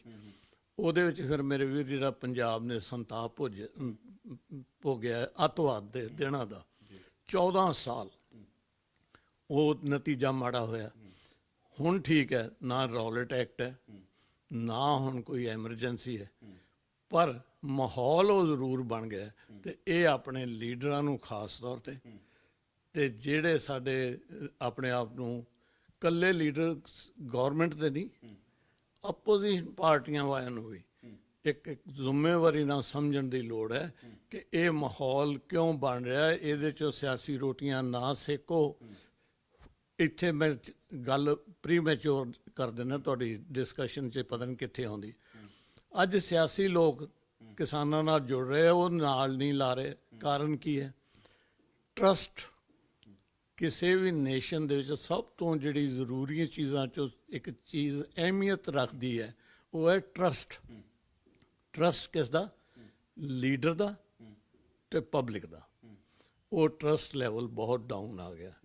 ਭਰੋਸੇਮੰਦੀ, ਜਿਹਨੂੰ ਰਿਲਾਇਬਿਲਿਟੀ ਕਹਿੰਦੇ ਆ, ਕ੍ਰੈਡੀਬਿਲਿਟੀ, ਵਿਸ਼ਵਾਸਨੀਯਤਾ, ਇਹਨਾਂ ਦੇ ਉੱਤੇ ਬਹੁਤ ਖੋਰਾ ਲੱਗਾ ਹੈ। ਤੇ ਉਸ ਨੂੰ ਕ੍ਰੀਏਟ ਕਰਨ ਲਈ ਅੱਜ ਪੋਲੀਟੀਕਲ ਪਾਰਟੀਆਂ ਕਿਸਾਨਾਂ ਦੇ ਕੌਜ਼ ਨੂੰ ਟੇਕ ਅਪ ਕਰ ਰਹੀਆਂ, ਪਰ ਟੇਕ ਅਪ ਇਸ ਤਰ੍ਹਾਂ ਕਰ ਰਹੀਆਂ ਵੀ ਕਿਤੇ ਬੀਜੇਪੀ ਦੇ ਗੋਡੀ ਲਵਾਉਣੀ ਹੈ, ਬੀਜੇਪੀ ਨੂੰ ਨੀਚਾ ਦਿਖਾਉਣਾ ਹੈ। ਕਿਤੇ ਬੀਜੇਪੀ ਦੀ ਕੋਸ਼ਿਸ਼ ਹੈ ਵੀ ਉਹ ਇਹਨਾਂ ਨੂੰ, ਸਿਆਸੀਆਂ ਨੂੰ ਭੰਡ ਰਹੇ। ਤੇ ਜਿਹੜਾ ਫੋਕਸ ਹੈ ਕਿਸਾਨ ਦੀ ਸਮੱਸਿਆ, ਜਿੱਥੋਂ ਕਿਸਾਨੀ ਮਹਾਭਾਰਤ ਸ਼ੁਰੂ ਹੋਇਆ, ਮੈਂ ਅੰਦੋਲਨ ਕਹਿਣੋਂ ਹਟ ਗਿਆ, ਜਿਸ ਸਟੇਜ ਤੇ ਆ ਗਿਆ ਮਹਾਭਾਰਤ ਹੋ ਗਿਆ, ਤਾਂ ਉੱਥੇ ਇਹਨਾਂ ਨੂੰ ਚਾਹੀਦਾ ਹੈ ਕਿ ਸਾਰੇ ਪਾਰਟੀਆਂ ਦੇ ਲੀਡਰ ਇਕੱਠੇ ਹੋ ਕੇ ਮੋਦੀ ਸਾਹਿਬ ਕੋਲ ਜਾਣ। ਕਿਸਾਨ ਨਹੀਂ ਚਾਹੁੰਦੇ ਵੀ ਇਹ ਜਾਣ, ਕਿਸਾਨ ਨਹੀਂ ਚਾਹੁੰਦੇ ਵੀ ਇਹ ਲੀਡ ਲੈਣ, ਪਰ ਇਹਨਾਂ ਨੂੰ ਆਪਣੇ ਫਰਜ਼ ਦੀ ਅਦਾਇਗੀ ਤੋਂ ਕੌਣ ਰੋਕਦਾ? ਕਿਉਂ ਨਹੀਂ ਜਾ ਕੇ ਉੱਥੇ ਬੈਠ ਕੇ ਟੇਬਲ ਤੇ ਡਿਸਕਸ ਕਰਦੇ ਕਿ ਜੀ ਅੱਜ ਤੁਸੀਂ ਹੋ, ਕੱਲ ਅਸੀਂ ਹੈ, ਇੱਕ ਕਾਨੂੰਨ ਵੀ ਰਹਿਣੇ ਆ, ਪ੍ਰਜਾ ਵੀ ਰਹਿਣੀ ਹੈ, ਤੇ ਆਪਾਂ ਇਸ ਨੂੰ ਕੋਈ ਬੈਲੈਂਸਿੰਗ ਐਕਟ ਕਰ ਲਈਏ। ਉਹਦੇ 'ਚ ਜਿਹੜੇ ਅਫਸਰ ਹੈ, ਇਹ ਵੀ ਮੈਂ ਐਡ ਕਰ ਦਿੰਦਾ, ਇਹ ਸਰਕਾਰ ਦੀ ਨਜ਼ਰ ਦੇਖਦੇ ਹੋਏ, ਅੱਖ ਦੇਖਦੇ ਹੋਏ ਵੀ ਸਰਕਾਰ ਕੀ ਚਾਹੁੰਦੀ ਹੈ, ਆਪਣੀ ਸਾਰੀ ਵਿਦਵਤਾ ਜਿਹੜੀ ਹੁੰਦੀ ਹੈ ਨਾ, ਬਹੁਤੇ ਅਫਸਰ ਮੈਜੋਰਟੀ ਉਹ ਆਪਣੀ ਵਿਦਵਤਾ ਨੂੰ ਲੁਕੋ ਲੈਂਦੇ ਆ। ਉਹ ਕਹਿੰਦੇ ਆਪਾਂ ਕੀ ਲੈਣਾ ਵਿਦਵਤਾ ਦਿਖਾ ਕੇ, ਜਿਵੇਂ ਮਹਾਰਾਜ ਖੁਸ਼ ਹੈ ਉਵੇਂ ਕਰੋ, ਜਿਵੇਂ ਬਾਦਸ਼ਾਹ ਖੁਸ਼ ਹੈ। ਤਾਂ ਉਸ ਦੇ ਵਿੱਚ ਇਹ ਕੀ ਕਰਦੇ, ਕਦੇ ਕੌਮਾ ਬਦਲਦਾ, ਕਦੇ ਫੁੱਲ ਸਟਾਪ ਲਾਤਾ। ਤੁਸੀਂ ਹਰਿਆਣੇ ਦੇ ਹੋ, ਜਿਹੜਾ ਲੌਂਗੋਵਾਲ ਕਾਰਡ ਹੋਇਆ ਨਾ, ਉਹਦੇ ਵਿੱਚ ਤੁਹਾਨੂੰ ਦੇਣਾ ਸੀ ਹਰਿਆਣਾ ਕੋਰੀਡੋਰ, ਕੰਦੂ ਖੇੜੇ ਤੋਂ ਲੈ ਕੇ ਅਬੋਹਰ ਫਾਜ਼ਿਲਕਾ ਤੱਕ। ਉਹ ਐਸਾ ਕੌਮਾ ਪਾ ਕੇ, ਘੁੰਡੀ ਪਾ ਕੇ ਉੱਥੇ ਉਹਦੇ ਵਿੱਚ ਵਾੜੀ ਗੱਲ ਵੀ ਇਹ 26 ਜਨਵਰੀ 1986 ਨੂੰ ਕਾਰਡ ਛਪਾਉਂਦੇ ਰਹਿ ਗਏ ਵੀ ਸਾਨੂੰ ਚੰਡੀਗੜ੍ਹ ਮਿਲਣ ਲੱਗਾ। ਤੇ ਉਹ ਅਫਸਰਾਂ ਦੀ ਜਿਹੜੀ ਵਾਕਚਾਤਰੀ ਸੀ, ਉਸ ਨੇ ਅੱਜ ਤੱਕ ਉਹ ਮਸਲਾ ਨਹੀਂ ਹੱਲ ਹੋਣ ਦਿੱਤਾ। ਤੇ ਇੱਥੇ ਅਫਸਰਾਂ ਦਾ ਵੀ ਫਰਜ਼ ਹੈ। ਤੁਸੀਂ ਮੈਨੂੰ ਸਪੈਸੀਫਿਕਲੀ ਜੋ ਇੰਟਰਵਿਊ ਸ਼ੁਰੂ ਕੀਤੀ ਤੇ ਤੁਸੀਂ ਕਿਹਾ ਵੀ ਅਫਸਰਾਂ ਦਾ ਬੜਾ ਵੱਡਾ ਰੋਲ ਹੁੰਦਾ, ਉਹ ਰੋਲ ਇਹ ਹੁੰਦਾ ਕਿ ਇਹ ਬੈਲੈਂਸਿੰਗ ਐਕਟ ਕਰਨ, ਠੀਕ ਨੂੰ ਠੀਕ ਕਹਿਣ। ਮੇਰੇ ਵਾਂਗੂ ਰਿਟਾਇਰ ਹੋਣ ਦੇ ਬਾਅਦ ਨਾ ਉੱਚੀ ਬੋਲਣ ਪਈ, ਕਿਉਂਕਿ ਜਦੋਂ ਤੁਸੀਂ ਸਰਵਿਸ 'ਚ ਹੁੰਦੇ ਹੋ, ਇੱਕ ਪ੍ਰੋਟੋਕੋਲ ਹੁੰਦੀ ਹੈ, ਇੱਕ ਤੁਹਾਡਾ ਕੰਡਕਟ ਰੂਲ ਹੁੰਦੇ ਆ, ਉਦੋਂ ਬਾਅਦ ਤੁਸੀਂ ਜਾ ਨਹੀਂ ਸਕਦੇ। ਪਰ ਜਿੱਥੇ ਤੁਸੀਂ ਆਪਣੇ ਟੇਬਲ ਤੇ ਕੰਮ ਕਰ ਰਹੇ ਹੋ, ਉੱਥੇ ਤੁਹਾਨੂੰ ਕੋਈ ਨੋਟਿੰਗ ਲਿਖਣ ਤੋਂ, ਆਪਣਾ ਵਿਊ ਦੇਣ ਤੋਂ, ਉਹਦੇ ਪਲੱਸ ਮਾਈਨਸ ਦੇਣ ਤੋਂ ਤਾਂ ਕੋਈ ਨਹੀਂ ਰੋਕਦਾ। ਤਾਂ ਉੱਥੇ ਇਹ ਉਸ ਨੂੰ ਆਪਣਾ ਜਿਹੜਾ ਹੈਗਾ ਨਾ, ਇੱਕ ਬ੍ਰਿਜ ਵਾਂਗੂ ਪਬਲਿਕ, ਹੁਣ ਅੱਜ ਉਹ ਪਬਲਿਕ ਕਿਸਾਨਾਂ ਦਾ ਮਸਲਾ ਤੇ ਸਰਕਾਰ, ਉਹਨਾਂ ਵਿੱਚ ਇੱਕ ਅਹਿਮ ਕੜੀ ਦੇ ਤੌਰ ਤੇ ਪੋਜ਼ਿਟਿਵ ਰੋਲ ਅਦਾ ਕਰਨ। ਲੇਕਿਨ ਸਰ, ਤੁਹਾਨੂੰ ਨਹੀਂ ਲੱਗਦਾ ਕਿ ਪੋਜ਼ਿਟਿਵ ਰੋਲ ਤੇ ਚਲੋ ਅਧਿਕਾਰੀ ਤੇ ਨਿਭਾਣਗੇ, ਲੇਕਿਨ ਸਰਕਾਰ ਨੂੰ ਵੀ ਥੋੜਾ ਪੋਜ਼ਿਟਿਵ ਹੋਣ ਦੀ ਲੋੜ ਹੈ? ਕਿਉਂਕਿ ਇਹ ਵੀ ਗੱਲਾਂ ਨਿਕਲਣੀਆਂ ਸ਼ੁਰੂ ਹੋ ਗਈਆਂ ਕਿ ਅਘੋਸ਼ਿਤ ਐਮਰਜੈਂਸੀ ਜਿਹੜੀ ਹੈ ਉਹ ਦੇਸ਼ ਦੇ ਵਿੱਚ ਲੱਗਦੀ ਨਜ਼ਰ ਆ ਰਹੀ ਹੈ, ਇਸ ਵੱਲ ਨੂੰ ਦੇਸ਼ ਜਾਂਦਾ ਨਜ਼ਰ ਆ ਰਿਹਾ। ਕਹਿ ਰਹੇ ਨੇ ਕਿ ਇੰਦਰਾ ਗਾਂਧੀ ਦਾ ਸਮਾਂ ਜਿਹੜਾ ਉਹ ਵਾਪਸ ਆਂਦਾ ਹੌਲੀ ਹੌਲੀ ਨਜ਼ਰ ਆ ਰਿਹਾ। ਨਹੀਂ, ਉਹ ਤੇ ਮੈਂ ਵਨੀਤ ਇੱਕੋ ਗੱਲ ਕਹਿ ਦਿੱਤੀ ਕਿ ਹੁਕਮਰਾਨ ਨੂੰ ਹੁਣ ਮਾਈ ਬਾਪ ਦੇ ਰੋਲ 'ਚ ਆਉਣਾ ਪੈਣਾ, ਤੇ ਉਹ ਜਿਹੜਾ ਮਾਈ ਬਾਪ ਦਾ ਰੋਲ, ਉਹ ਪ੍ਰਾਈਮ ਮਿਨਿਸਟਰ ਨਾਲ ਵੀ ਉੱਪਰ ਹੈ। ਤੇ ਇਹ ਜਿਹੜਾ ਕੁਝ ਜੋ ਕੁਝ ਦਿਸਦਾ ਉਹ ਇਹ ਹੈ ਕਿ ਤੁਸੀਂ ਜੇ 2 ਮਿੰਟ ਹੋਣ ਤੁਹਾਡੇ ਕੋਲ, ਤੇ ਗੱਲ ਨੌਬਤ ਆਈ ਕਿਉਂ? ਹੁਣ ਇਹਦੇ ਵਿੱਚ ਨਜ਼ਰੀਆ ਤੁਹਾਡੇ ਇੱਕ ਫੈਡਰਲ ਸਟਰਕਚਰ ਦਾ, ਉਹ ਆ ਕੇ ਜਦੋਂ ਤੁਸੀਂ ਸਟ੍ਰੈਚ ਕਰਦੇ ਹੋ ਨਾ ਕਿਸੇ ਚੀਜ਼ ਨੂੰ, ਤੇ ਉਹ ਤੁਹਾਨੂੰ ਪਤਾ ਵੀ ਗੱਲ ਇੰਨੀ ਕੁ ਹੁੰਦੀ ਹੈ ਤੇ ਬੜੀ ਵੱਧ ਜਾਂਦੀ ਹੈ। ਅੱਛਾ, ਤਾਂ ਉਸ ਦੇ ਵਿੱਚ ਮੇਰੇ ਨਜ਼ਰ ਦੇ ਵਿੱਚ ਇਹ ਫੈਡਰਲ ਸਟਰਕਚਰ ਦਾ ਵੀ ਸਾਡਾ ਰੋਲ ਆ ਗਿਆ। ਪਰ ਬੇਸਿਕਲੀ ਇੱਥੇ ਕਲੈਸ਼ ਆਫ ਇੰਟਰਸਟ ਹੈ ਮੈਕਰੋ ਤੇ ਮਾਈਕਰੋ ਲੈਵਲ ਨਾਲ। ਫੈਡਰਲ ਨੂੰ ਤੁਸੀਂ ਮੈਕਰੋ ਲੈਵਲ ਕਹਿ ਲਓ, ਸੈਂਟਰ ਲੈਵਲ ਕਹਿ ਲਓ। ਮਾਈਕਰੋ ਲੈਵਲ ਦੇ ਉੱਤੇ ਸਟੇਟ ਜਾਂ ਸਟੇਟਸ, ਹਰਿਆਣਾ ਵਿੱਚ, ਪੰਜਾਬ ਵਿੱਚ, ਮਹਾਰਾਸ਼ਟਰ ਵਿੱਚ, ਸਾਰੀਆਂ ਸਟੇਟਸ ਜਿੱਥੇ ਜਿੱਥੇ ਜ਼ਿਮੀਂਦਾਰ ਹੈ, ਤੇ ਜ਼ਿਮੀਂਦਾਰ ਆਪਣੇ ਸਾਰੇ ਹਿੰਦੁਸਤਾਨ 'ਚ ਹੀ ਹੈ। ਉਦੋਂ ਅੱਗੇ ਮਾਈਕਰੋ ਲੈਵਲ ਸਟੇਟਾਂ ਤੋਂ ਅੱਗੇ ਹੋਰ ਵੀ ਅਹਿਮ ਲੈਵਲ ਤੇ ਹੈ, ਜਿੱਥੇ ਅੰਨਦਾਤਾ ਬੈਠਾ ਹੈ, ਜਿੱਥੇ ਕਿਸਾਨ ਬੈਠਾ ਹੈ, ਜਿੱਥੇ ਕਿਸਾਨ ਦਾ ਪੁੱਤ ਜਵਾਨ ਬੈਠਾ ਹੈ, ਤੇ ਆਪਾਂ ਉੱਥੇ ਪੱਲੇਦਾਰ ਬੈਠਾ ਹੈ, ਉੱਥੇ ਆੜਤੀਆ ਬੈਠਾ ਹੈ, ਉੱਥੇ ਡਾਲੇ ਵਾਲਾ ਬੈਠਾ ਜਿਹੜਾ ਢੁਆਈ ਕਰਦਾ, ਲਦਾਈ ਕਰਦਾ, ਤਾਂ ਉਹ ਸਾਰੇ ਇਨਵੋਲਵਡ ਹੋ ਗਏ ਨਾ, ਕਲੈਸ਼ ਆਫ ਇੰਟਰਸਟ ਹੋ ਗਿਆ। ਗੌਰਮੈਂਟ ਦੇ ਲੈਵਲ ਦੇ ਉੱਤੇ ਇਹ ਗੱਲ ਬਿਲਕੁਲ ਜਸਟੀਫਾਈਡ ਹੈ ਬਈ, ਕਿ ਗੈਟ ਤੋਂ ਬਾਅਦ World Trade Organisation, International Monetary Fund, ਜਿੱਥੋਂ ਇਹਨਾਂ ਨੂੰ ਅਰਬਾਂ ਰੁਪਇਆ ਲੋਨ ਮਿਲਦਾ, ਉਹ ਲੋਕ ਕਹਿੰਦੇ ਆ ਕਿ ਤੁਸੀਂ ਸਾਨੂੰ ਕੋਈ ਗਰੰਟੀ ਵੀ ਦਿਓ, ਕੋਈ ਸ਼ੋਰਟੀ ਵੀ ਦਿਓ। ਬਈ ਕੁਦਰਤੀ ਹੈ ਕਿ ਜਦੋਂ ਤੁਸੀਂ ਕਿਸੇ ਤੋਂ ਵਿਆਜ ਲੋਨ ਲੈਣਾ ਤੇ ਉਹ ਤੁਹਾਡੇ ਭਾਵੇਂ ਭਾਂਡਾ ਪੁੱਛਦਾ, ਕਿਸੇ ਨੇ ਮੌਰਟਗੇਜ ਕਰਾਉਣੀ ਹੁੰਦੀ ਹੈ, ਐ ਤਾਂ ਨਹੀਂ ਨਾ ਫੜਾ ਦਿੰਦਾ ਵੀ ਆ ਲੈ ਜਾ ਬਈ ਤੂੰ ਆ ਗਿਆ। ਉਹ ਲੋਕ ਕਹਿੰਦੇ ਆ ਕਿ ਤੁਸੀਂ ਸਾਡੇ ਨਾਲ ਆਹ ਸ਼ਰਤਾਂ ਪੂਰੀਆਂ ਕਰੋਗੇ, ਕੁਆਲਿਟੀ ਦੀਆਂ ਕਰੋਗੇ, ਕੁਆਂਟੀਟੀ ਦੀਆਂ ਕਰੋਗੇ। ਤਾਂ ਉਹ ਕਹਿੰਦੇ ਜੀ ਕਿ ਅਸੀਂ ਜੇ ਇੰਟਰਨੈਸ਼ਨਲ ਲੈਵਲ ਤੇ ਰਹਿਣਾ, ਜਿਉਣਾ, ਤੇ ਸਾਨੂੰ ਇਹ ਲਾਅ, ਇਹ ਜਿਹੜੇ 3 ਲਾਅ ਪਾਸ ਕੀਤੇ ਆ, ਇਹ ਪਾਸ ਕਰਨੇ ਪੈਣੇ। ਹੁਣ ਮੈਂ ਕਲੈਸ਼ ਆਫ ਇੰਟਰਸਟ ਦੀ, ਇਹ ਉਹਨਾਂ ਦਾ ਨਜ਼ਰੀਆ। ਦੂਜਾ ਨਜ਼ਰੀਆ ਜਿਹੜਾ ਇਹਨਾਂ ਨਾਲ ਕਲੈਸ਼ ਕਰ ਰਿਹਾ, ਉਹ ਕਹਿੰਦੇ ਜੀ ਵੀ ਤੁਸੀਂ ਕਰੋ, ਤੁਸੀਂ ਕਰਦੇ ਆਏ ਹੋ ਪ੍ਰੋਕਿਉਰਮੈਂਟ, ਹੁਣ ਅਦਾਨੀ ਅਬਾਨੀਆਂ ਨੂੰ ਤੁਸੀਂ ਕਿੱਥੋਂ ਵਿੱਚ ਵਾੜ ਲਿਆ, ਕਾਰਪੋਰੇਟ ਵਰਲਡ ਨੂੰ ਕਿੱਥੋਂ ਵਾੜ ਲਿਆ। ਉਹ ਸਰਕਾਰ ਦੀ ਸ਼ਾਇਦ ਜਸਟੀਫਿਕੇਸ਼ਨ ਇਹ ਹੋਵੇ, ਮੈਂ ਰਿਟਾਇਰਮੈਂਟ ਤੋਂ ਬਾਅਦ ਕੁਦਰਤੀ ਇਹ ਬੰਦਾ ਐਕੈਡੈਮਿਕਲੀ ਵੀ ਤੇ ਫਿਜ਼ੀਕਲੀ ਵੀ ਥੋੜ੍ਹਾ ਜਿਹਾ ਸਮੱਸਿਆਵਾਂ ਤੋਂ ਦੂਰ ਹੋ ਜਾਂਦਾ। ਰਿਟਾਇਰ ਜੋ ਹੋਇਆ, ਮਤਲਬ ਉਹਨੂੰ ਕਹਿੰਦੇ ਵੀ ਹੁਣ ਤੇਰੇ ਸੁੱਖ ਲੈਣ ਦੀ ਉਮਰ ਹੈ। ਇਹ ਗੱਲ ਵੱਖਰੀ ਹੈ ਵੀ ਸੁੱਖ ਤੁਹਾਡੀ ਸੰਵੇਦਨਾ ਨਾਲ ਜੁੜਿਆ, ਜਿੰਨੇ ਤੁਸੀਂ ਸੰਵੇਦਨਸ਼ੀਲ ਹੋ ਉਨੇ ਤੁਸੀਂ ਘੱਟ ਸੁਖੀ ਹੋਵੋਗੇ, ਕੰਫਰਟੇਬਲ ਘੱਟ ਹੋਵੋਗੇ। ਇਹ ਨਹੀਂ ਵੀ ਸੁਖੀ ਨਹੀਂ ਹੋਵੋਗੇ, ਤਸੱਲੀ ਮਨ ਨੂੰ ਬੜੀ ਹੁੰਦੀ ਹੈ, ਪਰ ਜੇ ਤੁਸੀਂ ਸੰਵੇਦਨਾਸ਼ੀਲ ਨਹੀਂ ਹੋ ਤੇ ਫਿਰ ਤੁਸੀਂ ਨਾ ਬੜੇ ਕੰਫਰਟੇਬਲ ਰਹਿੰਦੇ ਹੋ। ਉਸ ਦੇ ਲਿਹਾਜ਼ ਨਾਲ ਮੈਂ ਹੀ ਨਹੀਂ, ਸਾਡੇ IAS ਰਿਟਾਇਰਡ ਇੱਕ ਐਸੋਸੀਏਸ਼ਨ ਬਣੀ ਹੈ, ਇੱਕ ਗਰੁੱਪ ਬਣਿਆ, ਉਹਦੇ ਵਿੱਚ ਮੈਂ ਤੁਹਾਨੂੰ ਸਰਦਾਰ ਮਨੋਹਰ ਸਿੰਘ ਗਿੱਲ, ਸਰਦਾਰ ਬੋਪਾ ਰਾਏ, ਸਰਦਾਰ RI ਸਿੰਘ, ਇਹ ਸਾਰੇ ਜਾਂ ਗਵਰਨਮੈਂਟ ਆਫ ਇੰਡੀਆ ਦੇ ਸੈਕਟਰੀ ਰੈਂਕ ਦੇ ਬੰਦੇ ਨੇ। ਮੈਂ ਨਾਂ ਉਹਨਾਂ ਦੇ ਲੈ ਨਹੀਂ ਸਕਦਾ ਜਿੰਨੇ ਹੈਗੇ। TK ਨਾਇਰ ਜਿਹੜੇ ਪ੍ਰਾਈਮ ਮਿਨਿਸਟਰ ਮਨਮੋਹਨ ਸਿੰਘ ਦੇ ਨਾਲ ਕੈਬਨਿਟ ਸੈਕਟਰੀ ਦੇ ਲੈਵਲ ਤੋਂ ਵੀ ਉੱਪਰ ਰਹੇ, ਆਪਣੇ ਪੰਜਾਬ ਦੇ ਚੀਫ ਸੈਕਟਰੀ ਦੇ, ਉਹ ਵੀ ਰਲੇ ਹੋਏ ਨੇ, ਜੁੜੇ ਹੋਏ ਨੇ। ਉਹਨਾਂ ਦੀ ਵੀ ਸਾਰਿਆਂ ਦੀ ਸੰਵੇਦਨਾ ਇਹ ਹੈ ਕਿ ਇਹ ਕਿਸੇ ਨਾ ਕਿਸੇ ਤਰ੍ਹਾਂ ਦਾ ਮਸਲਾ ਹੱਲ ਹੋ ਸਕਦਾ ਹੈ, ਕਿਉਂਕਿ ਸੈਂਟਰਲ ਗਵਰਨਮੈਂਟ ਦਾ ਵੀ ਕਿਸੇ ਟੂ ਸਮ ਐਕਸਟੈਂਟ ਬਹੁਤ ਜਸਟੀਫਾਈਡ ਹੈ। ਕਿਸਾਨ ਇਹ ਮਹਿਸੂਸ ਕਰਦਾ ਹੈ ਕਿ ਇਹ ਤਾਂ ਸਾਨੂੰ ਮਾਰਨ ਲਈ, ਤੇ ਜਿਹੜੀ ਗੱਲ ਤੁਸੀਂ ਸ਼ੁਰੂ 'ਚ ਹੀ ਕੀਤੀ ਸੀ ਕਿ ਇਹ ਤਾਂ ਸਾਰੇ ਰਾਸ਼ਟਰ ਦੇ ਉੱਤੇ BJP ਦਾ ਰਾਜ ਕਰਨ ਲਈ ਇਹ ਕੀਤਾ ਗਿਆ, ਸਾਨੂੰ ਮਾਲਕੀਆਂ 'ਚੋਂ ਕੱਢ ਕੇ ਕੰਟਰੈਕਟ ਫਾਰਮਿੰਗ ਦੇ ਨਾਂ 'ਤੇ ਇਹ ਕੀਤਾ ਗਿਆ ਜੀ, ਸਾਨੂੰ ਮੁਜ਼ਾਹਰੇ ਬਣਾਉਣ ਦਾ, ਸਾਨੂੰ ਲੇਬਰ ਬਣਾਉਣ ਦਾ ਮਸੌਦਾ। ਜ਼ਿਮੀਂਦਾਰ ਇਹ ਕਹਿੰਦਾ ਜੀ ਕਿ ਜਦੋਂ ਅਸੈਂਸ਼ੀਅਲ ਕਮੋਡਿਟੀ, ਕੰਜ਼ਿਊਮਰ ਕਹਿੰਦਾ, ਜਿਹੜੇ ਤੁਸੀਂ ਹੋ ਕੰਜ਼ਿਊਮਰ, ਕਿਸਾਨ ਵੀ ਹੋ, ਕਿਸਾਨ ਦੇ ਪੁੱਤਰ ਵੀ ਹੋ, ਤੇ ਉਹ ਕੰਜ਼ਿਊਮਰ ਨੂੰ ਕਹਿੰਦੇ ਅਸੈਂਸ਼ੀਅਲ ਕਮੋਡਿਟੀ ਐਕਟ ਦੇ ਵਿੱਚ ਪਹਿਲਾਂ 7 ਸਾਲ ਸਜ਼ਾ ਹੁੰਦੀ ਸੀ ਜੇ ਸਰਟਨ ਲਿਮਿਟ ਤੋਂ ਉੱਪਰ ਤੁਸੀਂ ਸਟੋਰੇਜ ਕਰਦੇ ਸੀ। ਹੁਣ ਸਟੋਰੀਆਂ ਨੂੰ ਉਹ ਕਹਿੰਦੇ ਵੀ ਭਾਵੇਂ ਤੁਸੀਂ 2 ਲੱਖ ਟਨ ਤਾਂ ਥੋੜ੍ਹਾ ਹੈ ਯਾਰ, 200 ਲੱਖ ਟਨ ਜਮ੍ਹਾਂ ਕਰ ਲਓ, ਕੋਈ ਉਹਦੀ ਸਜ਼ਾ ਨਹੀਂ, ਕੋਈ ਉਹਦਾ ਕੁਛ ਨਹੀਂ। ਤਾਂ ਇਹ ਜਦੋਂ ਗੱਲਾਂ ਆਉਂਦੀਆਂ ਤਾਂ ਉਦੋਂ ਬਿਲਕੁਲ ਸ਼ੰਕਾ ਪੈਦਾ ਹੁੰਦੀ ਹੈ ਕਿ it is basically clash of interest between Macro level, ਜਿਹੜੇ ਸਾਡੇ ਲੀਡਰ ਹੈ, ਤੇ ਕਥਿਤ ਰਹਿਬਰ ਹੈ। ਰਹਿਬਰ ਤਾਂ ਸ਼ਬਦ ਮਹਾਂਪੁਰਖਾਂ ਨਾਲ ਜੁੜਦਾ, ਬਾਬੇ ਨਾਨਕ ਨਾਲ ਜੁੜਦਾ, ਕਿਤੇ ਗੁਰੂ ਗੋਬਿੰਦ ਸਿੰਘ ਨਾਲ ਜੁੜਦਾ, ਕਿਤੇ ਬਾਬਾ ਫਰੀਦ ਨਾਲ ਜੁੜਦਾ।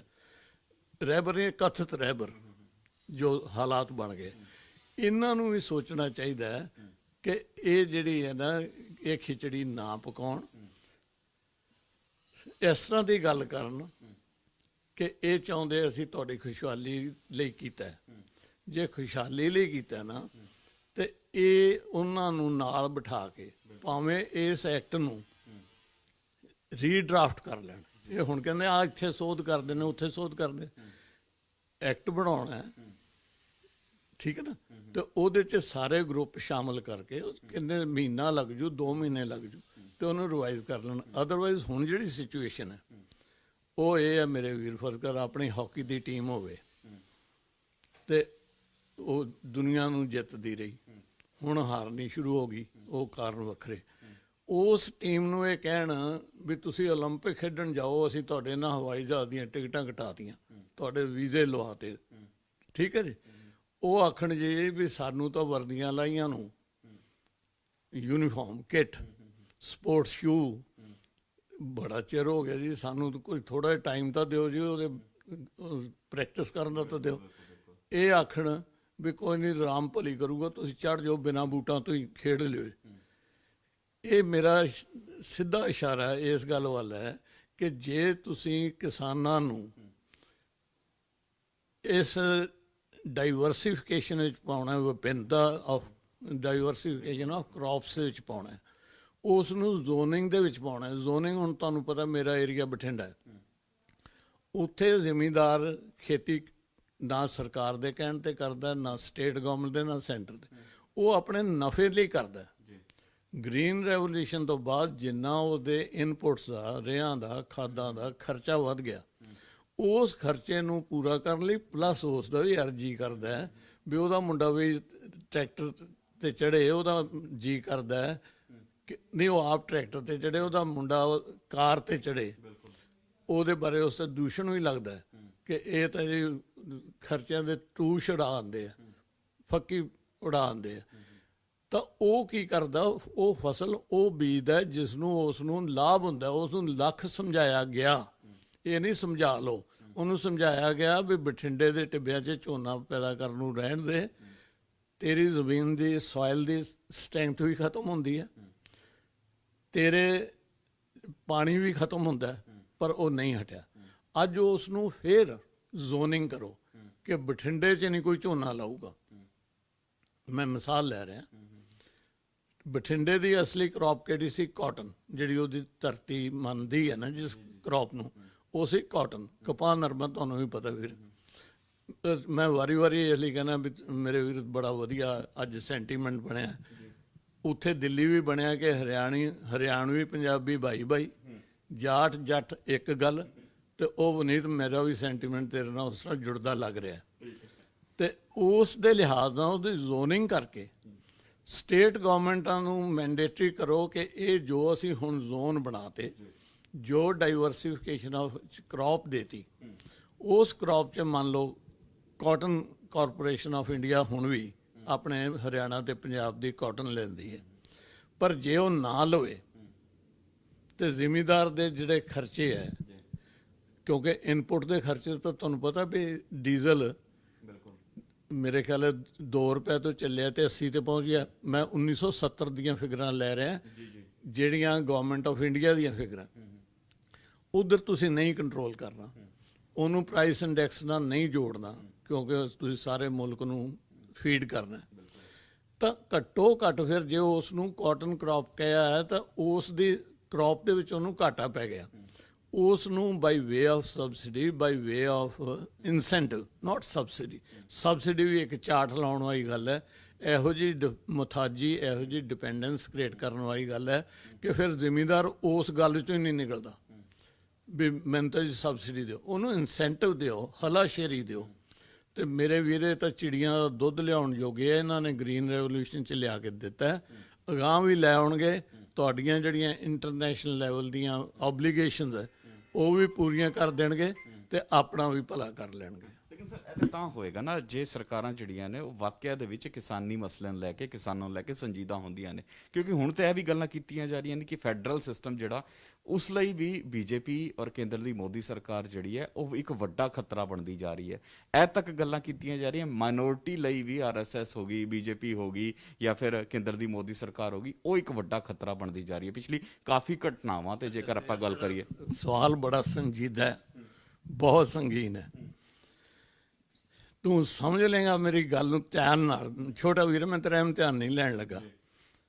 ਲੰਬੜਾਂ ਦੇ ਸੰਨ ਲੱਗ ਗਈ, ਲੰਬੜਾਂ ਦੇ ਲੰਬੜਦਾਰ ਵੱਡੇ ਘਰ ਦੇ ਸੰਨ ਲੱਗ ਗਈ। ਸੰਨ ਲੱਗ ਗਈ ਕਿਸੇ ਚੋਰ ਨੇ ਸੰਨ ਲਾ ਲਈ, ਕੰਧ ਪਾੜ ਲਈ, ਅੱਗੋਂ ਨਿਕਲੀ ਸਾਗ ਵਾਲੀ ਤੌੜੀ। ਜਦੋਂ ਉਹਨੇ ਸੋਚਿਆ ਹੋਣਾ ਵੀ ਕੋਈ ਸੋਨਾ, ਕੋਈ ਜ਼ੇਵਰ, ਕੋਈ ਜਵਾਹਰਾਤ ਮਿਲਣਗੇ, ਚੋਰਾਂ ਨੇ ਸੰਨ ਲਾ ਲਈ। ਉਹ ਮੇਰੇ ਵਰਗਾ ਮਾਤੜ ਸਾਥੀ ਨੰਗ ਸੀ ਤਾਂ ਨੰਬੜਦਾਰ ਸੀ ਨੰਗ। ਤੇ ਉਹ ਜਦੋਂ ਚੋਰ ਅੰਦਰ ਵੜੇ, ਉਹਨਾਂ ਨੂੰ ਨਾ ਸੋਨਾ ਮਿਲਿਆ ਨਾ ਕੁਝ। ਹਾਂ, ਸਾਗ ਵਾਲੀ ਤੌੜੀ। ਉਹ ਹੁਣ ਆਪਣੇ ਜਿਸ ਲੈਵਲ ਤੇ ਮੇਰੇ ਬੱਚੇ ਪਹੁੰਚ ਗਏ, ਉਹਨਾਂ ਨੂੰ ਤੌੜੀ ਵੀ ਸਮਝਾਉਣਾ ਪਊਗਾ ਵੀ ਕੁੱਜਾ ਹੁੰਦਾ ਸੀ ਮਿੱਟੀ ਦਾ ਭਰਾਓ, ਜਿਹਦੇ 'ਚ ਸਾਗ ਐਡਾ ਸਵਾਦ ਬਣਦਾ ਸੀ, ਨਾ ਕੁੱਕਰ ਬਣਾਵੇ ਤੇ ਨਾ ਤੁਹਾਡਾ ਮਾਈਕਰੋ ਬਣਾਵੇ, ਕੁਛ ਨਹੀਂ ਬਣਾ ਸਕਦਾ। ਉਹ ਅੱਗੋਂ ਨਿਕਲੀ ਸਾਗ ਵਾਲੀ ਤੌੜੀ ਤੋਂ। ਮੇਰੀ ਭਾਵਨਾ ਇਹ ਹੈ ਕਿ ਜਿੰਨਾ ਕੁਛ ਤੁਸੀਂ ਦੱਸ ਰਹੇ ਹੋ, ਜਿੰਨਾ ਲੋਕਾਂ ਨੂੰ ਬਿਨਾਂ ਦੱਸੇ ਪਤਾ ਲੱਗ ਗਿਆ, ਉਹ ਤਾਂ ਮੇਰੇ ਵੀਰ ਇਹ ਲੰਬੜਦਾਰ ਨੰਗੇ ਹੋ ਗਏ ਆ। ਤੇ ਇਹਨਾਂ ਦੇ ਜਿਹੜੀ ਸਾਗ ਵਾਲੀ ਤੌੜੀ ਸੀ ਨਾ, ਉਹ ਲੋਕਾਂ ਦੇ ਨਜ਼ਰ ਆ ਗਈ ਹੈ। ਚਲੋ ਸਰ, ਉਹ ਨਜ਼ਰ ਆ ਗਈ, ਲੇਕਿਨ ਹੱਲ ਕੀ ਹੈ ਹੁਣ? ਕਿਸ ਵੱਲ ਨੂੰ, ਮੇਰਾ ਪਹਿਲਾਂ ਵੀ ਸਵਾਲ ਆਈ ਸੀ, ਕਿਸ ਵੱਲ ਨੂੰ ਦੇਸ਼ ਜਾਂਦਾ ਨਜ਼ਰ ਆ ਰਿਹਾ ਹੈ? ਕਿਸ ਵੱਲ ਨੂੰ ਅੰਦੋਲਨ ਜਾਂਦਾ ਨਜ਼ਰ ਆ ਰਿਹਾ ਹੈ? ਆਖਿਰ ਮਨਸ਼ਾ ਕੀ ਹੈ ਕੇਂਦਰ ਦੀ ਇਸ ਪੂਰੇ ਮਸਲੇ ਨੂੰ ਲੈ ਕੇ? ਬਿਲਕੁਲ, ਇਹ ਤੁਹਾਡੇ ਇਸ ਸਵਾਲ ਦੇ ਵਿੱਚ ਮੇਰੇ ਵੀਰ ਤੂੰ ਆਪ ਹੀ ਕਪੂਰ ਸਾਹਿਬ ਜਵਾਬ ਦੇ ਬੈਠਾ। ਤੂੰ ਜਵਾਬ ਦੇਤਾ ਵੀ ਇਹਨਾਂ ਦੀ ਮਨਸ਼ਾ ਕੀ ਹੈ। ਗੱਲ ਹੁਣ ਸਾਰੀ ਮਨਸ਼ਾ ਦੀ ਹੈ। ਇੱਕ ਵਾਰੀ ਉਹ ਮਨਸ਼ਾ ਦੇ ਵਿੱਚ ਨੈਸ਼ਨਲ ਇੰਟਰਸਟ ਨੰਬਰ 1 ਤੇ ਕਰ ਲੈਣ। ਉਹਦੇ ਵਿੱਚ ਫਿਰ ਜ਼ਿਮੀਂਦਾਰਾਂ ਨੂੰ ਵੀ ਸਹਿਮਤ ਹੋਣਾ ਪਊਗਾ ਕਿ ਇੰਟਰਨੈਸ਼ਨਲ ਮਾਰਕੀਟ ਦੇ ਵਿੱਚ ਸਾਡਾ ਮੁਕਾਬਲਾ ਹੈ, ਤੇ ਉਹ ਵੀ ਫਿਰ ਲੰਗਰ ਲੰਗੋਟੇ ਕੱਸ ਲੈਣਗੇ, ਪ੍ਰੋਵਾਈਡਡ ਉਹਨਾਂ ਨੂੰ ਲੋੜੀਂਦੀ ਮਦਦ, ਕੱਲੀ ਗੱਲਾਂ ਬਾਤਾਂ ਨਹੀਂ, ਇਨਫਰਾਸਟਰਕਚਰਲ ਹੈਲਪ, ਉਹਨਾਂ ਦੀ ਮਸ਼ੀਨਰੀ ਤੋਂ, ਇੰਪਲੀਮੈਂਟਸ ਤੋਂ ਲੈ ਕੇ ਉਹਨਾਂ ਦੇ ਰੇਹਾਂ ਸਪਰੇਆਂ ਤੱਕ, ਉਹਨਾਂ ਨੂੰ ਫਿਰ ਅੱਗੇ ਇਨਸੈਂਟਿਵ। ਠੀਕ ਹੈ, ਉਹਨਾਂ ਨੂੰ ਕੋਈ ਇਤਰਾਜ਼ ਨਹੀਂ ਵੀ ਸਟੋਰੇਜ ਅਦਾਨੀ ਕਰਦੇ ਆ ਕਿ ਅਬਾਨੀ ਕਰਦੇ ਆ, ਉਹਨਾਂ ਨੂੰ ਕੋਈ ਇਤਰਾਜ਼ ਨਹੀਂ। ਅੱਜ ਵੀ ਜਿਹੜਾ ਤੁਹਾਡਾ ਭੰਡਾਰਨ ਪਿਆ ਨਾ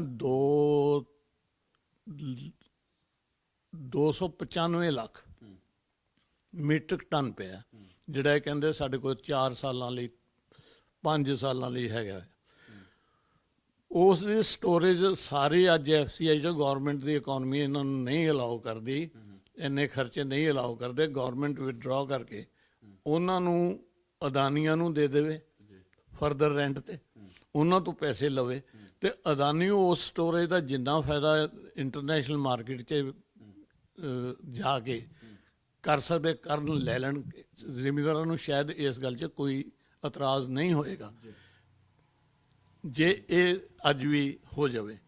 ਤਾਂ ਇਹਦੇ ਵਿੱਚ ਟਰਸਟ ਬਿਲਡਿੰਗ ਸਭ ਤੋਂ ਜ਼ਰੂਰੀ ਹੈ। National interest, then trust building, trust, credibility, ਇਹ ਉਸੇ ਦੀਆਂ ਬ੍ਰਾਂਚਾਂ, ਔਰ ਰਿਲਾਇਬਿਲਿਟੀ, ਇਹ ਲੈਵਲ ਬਣਾ ਕੇ, ਔਰ ਅਫਸਰ ਇਹਦੇ ਵਿੱਚ ਬਿਲਕੁਲ ਸਿੰਸੀਅਰਲੀ, ਜੋ IAS IPS ਲੈਵਲ ਪਹਿਲਾਂ ICS ਹੁੰਦਾ ਸੀ ਅੰਗਰੇਜ਼ਾਂ ਵੇਲੇ, ਜਿਹਦੇ ਬਲਬੂਤੇ ਤੇ, ਉਸ ਸਟੀਲ ਫਰੇਮ ਦੇ ਬਲਬੂਤੇ ਤੇ ਇਹ 7 ਸਮੁੰਦਰੋਂ ਪਾਰ ਰਾਜ ਕਰ ਗਏ, ਉਹੀ ਅਫਸਰਸ਼ਾਹੀ ਅੱਜ ਜਿਹੜੀ ਬੈਂਬੂ ਫਰੇਮ ਬਣ ਗਈ ਹੈ। ਬੈਂਬੂ ਮਤਲਬ ਜਦੋਂ ਹਵਾ ਐਂ ਹੁੰਦੀ ਤਾਂ ਐਂ ਹੋ ਜਾਂਦੀ, ਐਂ ਹੁੰਦੀ ਤਾਂ। ਤੇ ਮੈਂ ਤਾਂ ਉਹਨੂੰ ਅੱਗੇ ਜਾ ਕੇ ਇੱਕ ਹੋਰ ਸ਼ਬਦ ਦੇਣਾ, ਹਵਾ ਕੁੱਕੜ ਪੇਂਡੂ ਭਾਸ਼ਾ 'ਚ। ਉਹ ਆਪਣੇ ਛੱਤਾਂ ਤੇ ਲੱਗਾ ਹੁੰਦਾ ਸੀ, ਹਵਾ ਦੇ ਨਾਲ ਉਹ ਉਧਰ ਨੂੰ ਪੂਛ ਘੁਮਾ ਲੈਂਦਾ ਸੀ। ਉਹਦੀ ਬਜਾਏ ਜੋ ਅਫਸਰ ਸਾਡੇ ਰਹੇ, ਸਰਦਾਰ ਕਪੂਰ ਸਿੰਘ ਵਰਗੇ, ICS, ਸਰਦਾਰ ਤਰਲੋਕ ਸਿੰਘ, ਜਿਨ੍ਹਾਂ ਨੇ ਸਾਰੀ ਕੰਸੋਲੀਡੇਸ਼ਨ ਕਰਾਈ, ਰਿਹੈਬਲੀਟੇਸ਼ਨ ਕਰਾਈ, ਸਰਦਾਰ MS ਗਿੱਲ ਵਾਲੇ, ਮਨੋਹਰ ਸਿੰਘ ਗਿੱਲ, ਨਹੀਂ ਇਹ ਤੋਂ ਪਹਿਲਾਂ ICS ਸੀ, ਸਰਦਾਰ ਮਹਿੰਦਰ ਸਿੰਘ ਰੰਧਾਵਾ ਵਰਗੇ, ਉਸ ਤੋਂ ਬਾਅਦ ਮਨੋਹਰ ਸਿੰਘ ਗਿੱਲ ਵਰਗੇ, ਬੋਪਾ ਰਾਏ ਵਰਗੇ, RI ਸਿੰਘ ਸਾਹਿਬ ਵਰਗੇ, ਕਿੰਨੇ ਦੇ ਮੈਂ ਨਾਂ ਲਵਾਂ। ਜੇ ਮੈਂ ਉਹ ਨਾਂ ਲੈਣ ਲੱਗ ਪਿਆ ਨਾ ਤੇ ਮੇਰੇ ਖਿਆਲ ਇੱਥੇ 2 ਦਿਨ ਤਾਂ ਮੈਂ ਨਾਂ ਹੀ ਲਈ ਜਾਊਂਗਾ ਯਾਰ। ਚੰਗੇ ਅਫਸਰ ਵੀ ਬਹੁਤ ਹੈ, ਤਾਂ ਉਹ ਵੀ ਆਪਣੇ ਉਸੇ ਰੋਲ ਦੇ ਵਿੱਚ ਆਉਣ। ਔਰ ਅੱਗੇ ਆ ਗਏ ਜ਼ਿਮੀਂਦਾਰ, ਬਿਲਕੁਲ ਸਰਕਾਰ ਦੇ ਐਂਗਲ ਨੂੰ ਅੱਜ ਤੱਕ ਜ਼ਿਮੀਂਦਾਰ ਨੇ ਮੰਨਿਆ, ਸਰਕਾਰਾਂ ਨੂੰ ਸਰੇਖਮ ਤਸਲੀਮ ਕੀਤਾ, ਆਪ ਦੁੱਖ ਦਰਦ ਤੇ ਸੰਤਾਪ ਝੇਲੇ ਹੈ। ਤੇ ਆਪਣੇ ਦੇਸ਼ ਨੂੰ ਕਦੇ ਨਾ ਉਹ ਜਵਾਨੀ ਸਾਈਡ ਤੇ ਉਹਨਾਂ ਨੇ ਆਂਚ ਆਉਣ ਦਿੱਤੀ ਹੈ। ਜਵਾਨੀ ਸਾਈਡ ਤੋਂ ਮੇਰਾ ਮਤਲਬ ਨੌਜਵਾਨ ਜਿਹੜੇ ਸਰਹੱਦਾਂ ਤੇ ਲੜ ਰਹੇ, ਨਾ ਉਹਨਾਂ ਨੇ ਕਿਸਾਨੀ ਤੇ ਕਦੇ ਆਂਚ ਆਉਣ ਦਿੱਤੀ ਹੈ। ਔਰ ਮੇਰੇ ਇਹਨਾਂ ਭਾਵਨਾਵਾਂ ਨਾਲ ਮੈਂ ਥੋੜ੍ਹਾ ਆਸ਼ਾਵਾਦੀ ਹਾਂ, ਪਰ ਜਿੱਥੇ ਸੰਭਾਵਨਾ ਹੁਣ ਬਣ ਰਹੀ ਹੈ, ਸੱਚੇ ਪਾਤਸ਼ਾਹ ਬਖਸ਼ੇ, ਇਸ ਦੇ ਵਿੱਚ ਜਿਹਨੂੰ ਇਹ ਕਹਿੰਦੇ ਨਾ ਫੋਰਨ ਹੈਂਡ ਤੇ ਫੋਰਨ ਏਜੰਸੀਜ਼, ਜੇ ਕਿਤੇ ਉਹ ਪਲੇ ਕਰ ਜਾਂਦੀਆਂ ਤਾਂ ਜਿਵੇਂ ਅੱਜ ਗੱਲ ਚੱਲ ਰਹੀ ਹੈ ਮੇਰੇ ਵੀਰ, ਬੀਜੇਪੀ ਦੇ 2 ਮਿਨਿਸਟਰਾਂ ਦੇ ਅੱਜ ਕੱਲ੍ਹ ਤੁਹਾਡੇ ਮੀਡੀਆ ਦੀ ਮਿਹਰ ਹੈ, ਇਹ ਗੱਲ ਜਿਹੜੀ ਮੇਰੇ ਮੂੰਹੋਂ ਹੁਣ ਹੋ ਰਹੀ ਹੈ, ਮੇਰੇ ਖਿਆਲ ਹੈ ਅੱਧੇ ਘੰਟੇ ਨੂੰ ਅੱਧੀ ਕੁ ਦੁਨੀਆ ਦੇ ਮੂੰਹ 'ਚ ਹੋਊਗੀ ਜਾਂ ਕੰਨਾਂ 'ਚ ਹੋਊਗੀ। ਇੱਕ ਕਹਿੰਦਾ ਜੀ ਵੀ ਇਹਦੇ ਪਿੱਛੇ ਪਾਕਿਸਤਾਨ ਤੇ ਚੀਨ ਦਾ ਹੱਥ ਹੈ, ਤੇ ਮੈਂ ਕਹਿੰਦਾ ਕੋਈ ਹੋਰ ਉੱਠੂਗਾ ਉਹ ਆਖੂਗਾ ਜੀ ਮੋਦੀ ਜੀ ਦੇ ਪਿੱਛੇ ਅਮਰੀਕਾ ਦਾ ਹੱਥ ਹੈ। ਤੇ ਜੇ ਇਹ ਗੱਲ ਹੋ ਗਈ ਤਾਂ ਚੀਨ ਤੇ ਅਮਰੀਕਾ ਦੀ ਤਾਂ ਪਹਿਲਾਂ ਲੜਾਈ ਹੈ, ਕਿਤੇ ਹੋਊਗੀ ਕਿੱਥੇ ਹੋਊਗੀ ਮੈਨੂੰ ਨਹੀਂ ਪਤਾ। ਉਹ ਤਾਂ ਫਿਰ ਆ ਗਏ ਤੁਹਾਡੇ ਪੰਜਾਬ ਦੇ ਬਾਰਡਰ ਤੇ ਜੇ ਮੇਰੇ ਵੀਰ ਇਹ ਚੀਨ ਦੀ ਤੇ ਪਾਕਿਸਤਾਨ ਦੀ ਖੇਡ ਹੈ ਤੇ ਉਧਰੋਂ ਅਮਰੀਕਾ ਦੀ ਖੇਡ ਹੈ, ਤੇ ਫਿਰ ਭਾਰਤ ਵੀ ਸੋਚ ਲਓ ਤੇ ਪੰਜਾਬ ਵੀ ਸੋਚ ਲਏ, ਖੇਡਣਗੇ ਤਾਂ ਪੰਜਾਬ ਦੇ ਬਾਰਡਰਾਂ ਤੇ ਹੀ ਭਰਾਵਾ। ਤੇ ਪੰਜਾਬ ਦਾ ਬਾਰਡਰ ਤੋਂ ਦਿੱਲੀ ਕਿੰਨੀ ਦੂਰ ਹੈ ਮੇਰੇ ਵੀਰ। ਤਾਂ ਇਹਨਾਂ ਗੱਲਾਂ ਨੂੰ ਸਾਰੀ ਸਮਝਣ ਦੀ ਲੋੜ ਹੈ। ਅਦਰਵਾਈਜ਼ ਅੱਜ ਦੀ ਜਿਹੜੀ ਸਿਚੁਏਸ਼ਨ ਹੈ, ਕਿਸਾਨ ਦੇ ਐਂਗਲ ਤੋਂ ਕੀ ਕਹਿ ਰਿਹਾ ਤੁਹਾਨੂੰ, ਮੇਰੀ ਨਜ਼ਰ 'ਚ, ਕਿਸੇ ਸ਼ਾਇਰ ਦੀ ਨਜ਼ਰ 'ਚ, ਮਾਨਾ ਕਿ ਤਗਾਫੁਲ ਨਾ ਕਰੋਗੇ। ਨਹੀਂ, ਇਸ ਤੋਂ ਪਹਿਲਾਂ ਮੈਂ ਇਹ ਪੋਜ਼ਿਟਿਵ ਹੈ, ਮੈਂ ਬਾਅਦ 'ਚ ਗੱਲ ਕਰੂੰ। ਉਹ ਪਹਿਲਾਂ ਹੈ ਕਿ ਹੁਣ ਤਾਂ ਸਿਚੁਏਸ਼ਨ ਇਹ ਲੱਗਦੀ ਹੈ, ਸੱਚੇ ਪਾਤਸ਼ਾਹ ਫਿਰ ਮੈਂ ਵੱਡੇ ਸ਼ਬਦ ਕਹਿ ਰਿਹਾ, ਮੈਨੂੰ ਮਾफ़ ਕਰੇ, ਔਰ ਮੇਰੀ ਅਰਦਾਸ ਹੈ कि एक शेर है कि खुद ही अमन हो जाएगा खाक होने के बाद, राख होने के बाद, खाक होने के बाद राख, खुद ही अमन हो जाएगा राख होने के बाद। जो हुण दी संभावना बन रही है, जे मैं बहुत पैसिमिस्टिक ना हुआ तो ये लगता वीर कि जे किते उत्थे माड़ी जी शरारत चल गई होगी तो पता नहीं दारू सिक्का किन्ना चल जूगा ਤੇ ਕਿੰਨਾ ਨੁਕਸਾਨ ਹੋ ਜੂ, ਤੇ ਜੂਤ ਪਤਾਣ ਤੋਂ ਬਾਅਦ ਵੀ ਗੱਲ ਟੇਬਲ ਤੇ ਹੋਣੀ ਹੈ। ਅੱਜ ਕਿਸਾਨ ਇਹਨਾਂ ਨੂੰ ਅਖੀਰਲੀ ਗੱਲ ਜਿਹੜੀ ਮੈਂ ਉਹਨਾਂ ਦੀ ਤਰਜਮਾਨੀ ਕਰਨ ਦੀ ਕੋਸ਼ਿਸ਼ ਕਰਦਾ ਹੋਇਆ ਕਹਿ ਰਿਹਾ ਉਹ ਇਹ ਹੈ, ਮਾਨਾ ਕਿ ਤਗਾਫੁਲ ਨਾ ਕਰੋਗੇ ਪਰ ਖਾਕ ਹੋ ਜਾਏਂਗੇ ਤੁਮੇ ਖਬਰ ਹੋਣੇ ਤੱਕ। ਮੈਨੂੰ ਐਂ ਲੱਗਦਾ ਅੱਜ ਸਮੁੱਚਾ ਕਿਸਾਨ ਤੇ ਉਹਦੇ ਨਾਲ ਜਿੰਨੀਆਂ ਅਲਾਈਡ ਉਹਨਾਂ ਦੇ ਵਰਗ ਹੈ, ਸਹਾਇਕ ਵਰਗ ਹੈ, ਉਹਨੂੰ ਵਾਰੀ ਵਾਰੀ ਦੁਹਰਾਉਣ ਦੀ ਲੋੜ ਨਹੀਂ, ਕੰਜ਼ਿਊਮਰ ਤੱਕ, ਤੂੰ ਮੈਂ ਜਿੱਥੇ ਰੋਟੀ ਤਾਂ ਖਾਂਦੇ ਨਾ ਯਾਰ 3 ਵਾਰੀ, ਉੱਥੋਂ ਤੱਕ ਸਾਰੇ ਇਹ ਕਹਿ ਰਹੇ ਹੈ ਕਿ ਮਾਨਾ ਤਗਾਫੁਲ ਨਾ ਕਰੋਗੇ। ਤਗਾਫੁਲ ਹੁੰਦਾ ਵੀ ਸਾਨੂੰ ਨਾ ਉਮੀਦ ਨਹੀਂ ਕਰੋਗੇ, ਇਹ ਮਿਰਜ਼ਾ ਗਾਲਿਬ ਦਾ ਸ਼ੇਰ ਹੈ। ਮਾਨਾ ਕਿ ਤਗਾਫੁਲ ਨਾ ਕਰੋਗੇ ਪਰ ਖਾਕ ਹੋ ਜਾएंगे तुम्हें खबर होने तक। ਅੱਜ ਤੱਕ ਕਿਸਾਨ ਇਹ ਕਹਿ ਰਿਹਾ ਆਪਣੀ ਸਰਕਾਰ ਨੂੰ, ਸਟੇਟ ਸਰਕਾਰ ਨੂੰ ਕਹਿ ਰਿਹਾ, ਤੇ ਉਦੋਂ ਵੱਧ ਕਹਿ ਰਿਹਾ ਆਪਣੀਆਂ ਸੈਂਟਰ ਸਰਕਾਰ ਨੂੰ। ਜੀ ਬਿਲਕੁਲ ਸਰ, ਧੰਨਵਾਦ। ਤੁਸੀਂ ਇਸ ਪੂਰੇ ਅੰਦੋਲਨ ਦੀ ਜਿਹੜਾ ਹੁਣ ਸਮੀਕਰਨ ਬਣਦੇ ਜਾ ਰਹੇ ਨੇ ਉਸ ਬਾਰੇ ਸਾਡੇ ਨਾਲ ਵਿਚਾਰ ਸਾਂਝੇ ਕੀਤੇ, ਔਰ ਦੱਸਿਆ ਵੀ ਕਿਉਂ ਇਹ ਸਿਚੁਏਸ਼ਨ ਬਣੀ, ਕਿਉਂਕਿ ਆਹੀ ਸਵਾਲ ਹੈ ਕਿ ਆਖਿਰ ਸਿਚੁਏਸ਼ਨ ਕਿਉਂ ਬਣੀ। ਕਿਉਂਕਿ ਕੇਂਦਰ ਦੀ ਸਰਕਾਰ ਦੀ ਗੱਲ ਕਰੀਏ, ਸੂਬਾ ਸਰਕਾਰਾਂ ਦੀ ਗੱਲ ਕਰੀਏ, ਪਹਿਲਾਂ ਤਾਂ ਇਹ ਵੀ ਕਿਹਾ ਜਾ ਰਿਹਾ ਸੀ ਕਿ ਜੇਕਰ ਸੂਬਾ ਸਰਕਾਰਾਂ, ਕੇਂਦਰ ਸਰਕਾਰਾਂ ਪਹਿਲਾਂ ਹੀ ਅਗਰ ਭੂਮਿਕਾ ਤਿਆਰ ਕਰ ਲੈਂਦੀਆਂ ਇਸ ਤਰ੍ਹਾਂ ਦੀ, ਤੇ ਸ਼ਾਇਦ ਇਹ ਨੌਬਤ ਆਣੀ ਹੀ ਨਹੀਂ ਸੀ। ਲੇਕਿਨ ਅੱਜ ਨੌਬਤ ਆ ਚੁੱਕੀ ਹੈ। ਹੁਣ ਹੱਲ ਕੀ ਹੈ ਵੀ ਤੁਸੀਂ ਸਾਨੂੰ ਦੱਸਿਆ। ਸ਼ੁਕਰੀਆ ਸਰ ਤੁਹਾਡਾ ਸਾਡੇ ਨਾਲ ਗੱਲਬਾਤ ਕਰਨ ਲਈ। ਹੱਲ ਇਹ ਹੈ ਕਿ ਇਸ ਦੇ ਵਿੱਚ ਹਉਮੈ, ਹੰਕਾਰ, ਉਸ ਨੂੰ ਕੱਢ ਕੇ ਦੇਸ਼ ਦੇ ਹਿੱਤ ਵਿੱਚ ਇਹ ਕਹੋ ਕਿ ਲੈ ਵੀ ਆ ਭਾਰਤ ਗਲਤ ਹੋ ਗਈ, ਇਸ ਨੂੰ ਠੀਕ ਕਰ ਲਈਏ ਬਸ।